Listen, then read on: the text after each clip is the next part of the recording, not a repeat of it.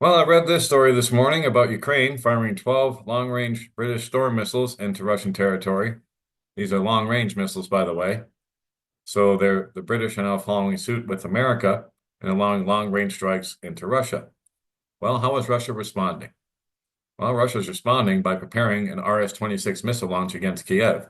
And now all kinds of foreign embassies are evacuating their embassies in Kiev for that very reason. So here's a picture of that particular missile on its mobile launcher. And the United States, Spain, Italy, and Greece have closed and evacuated their embassies in Kiev, Ukraine, fearing a probable Russian nuclear missile launch. Ukrainian intelligence reports that Russian forces are preparing to launch the RS-26 missile from Kapustin Yar, possibly targeting Kiev. So here are the missile's capabilities if you'd like to read about them. This development underscores the escalating tensions and the potential for serious global consequences. If reports are correct, the Russian missile attack will come from the Kapustin Yar against Kiev and against Lviv, wiping out both cities. Ukrainian surveillance resources are also starting to raise concerns, claiming that the Russian Air Force has massed a large number of Tu-95 and Tu-160 strategic bombers near the border.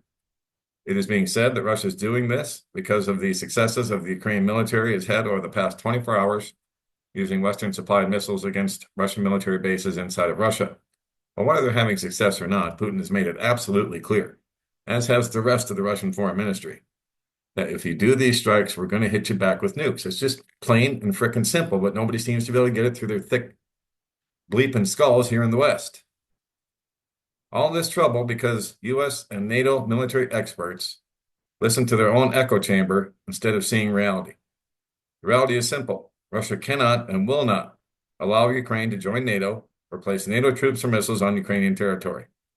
Unless Russia stops the expansion of NATO right now, while it still can, NATO will completely encircle Russia, allowing it to decapitate Russia, take all of its land, and break the country up, which is their plan. The Russians simply have no choice but to do what they're doing with Ukraine. If Russia waited and did not move to stop Ukraine joining NATO, there would be no hope of Russia being able to survive in the future. So, Russia's chosen to fight it out now, before they become encircled, as an act of Russian self-defense from NATO. They don't have any choice anymore, guys. There's no more bluffing. They're deploying these missiles, and it's on. And you better get right with God, and you better do it right now. I say prayed up and prepped up all the times. I say prayed up for a good reason. You don't know what the last day on earth for you is going to be. And you're going to want to spend eternity, which is the next step after this life, in the right place. Make Jesus Christ your Lord and Savior right now, today, before you go do any more prepping. That is the absolute best prep you can make, guys. Because this shit is on. And it's not going to get any better. There's not going to be sudden peace breaking out. Just out of nowhere. It's not going to happen. So, just saying. Then we have this from Pro News. Abraham Lincoln, mystery. The Houthis say they hit it as the U.S. pulls it out of the Red Sea. There's a video purported to show the stricken aircraft carrier and two escorting destroyers. Nothing's been confirmed yet. And we've been fooled by Houthi propaganda before. So I'm not going to say that it's a fact, but there's a mystery about it. Shrouded about the sudden withdrawal of the U.S. aircraft carrier Abraham Lincoln from the Red Sea, which the U.S. Navy says is returning to its base for routine work, but the Shiite Houthis claim that they hit it. And of course, the video's been removed from YouTube. So since it's been removed, I would say it's probably true, but who knows? We've had propaganda like this before, and it turned out not to be true, but it's just to show you that the war in the Middle East is still ongoing as well, in spite of all the attention being given to Russia and Ukraine right now.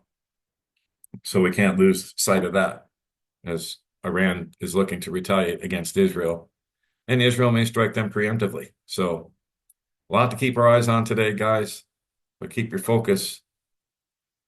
I would definitely keep your focus on Jesus Christ. He's the way, the truth, and the life, and no one's going to get to the Father but through him. So please, like I've said many times, make him your Lord and Savior today before it's too late, because time is so super short. And don't forget, don'tspeaknews.com is home base for everything that we do.